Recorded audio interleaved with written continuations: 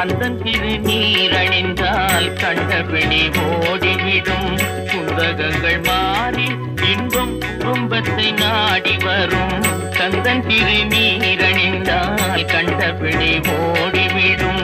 குந்தகங்கள் மாறி இன்பம் குடும்பத்தை நாடி வரும். கந்தன் திருநீரணிந்தால் கண்டபிடி ஓடி